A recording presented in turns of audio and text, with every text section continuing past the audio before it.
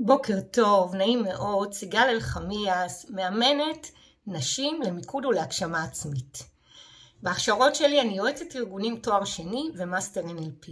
והיום אני כאן כדי להזמין אתכן הנשים לסדנת NLP להדליק את העוצמה שבי, שאני הולכת להעביר בחנוכה, גם בשעות הבוקר, גם בשעות הערב, לבחירתכן כמובן. מי שתצליח להגיע לסדנה, תהיה לה את ההזדמנות להתנתק ולו לכמה שעות ממרוץ החיים היומיומי שלנו ומהתדרים החיצוניים שלא פעם מכבידים מאוד על כולנו. ובמקביל להתחבר לעצמה בקשיבות מלאה ולהעלות את התדר הפנימי שלה.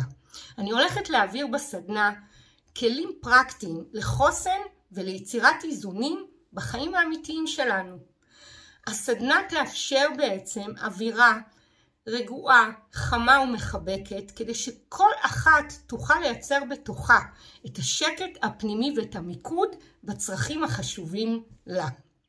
מה הולך להיות? הולך להיות מעגל הקשבה ופתיחת קלפי מסרים אישיים ועיבודם יחד לכדי מצפן להמשך הדרך. טכניקות לשחרור חסמים ואמונות מגבילות. תהליך דמיון מודרך להחזרת הכוחות המיוחדים האישיים של כל אחת כדי שתוכל להמשיך ולנוע לעבר המטרות הבאות שלה.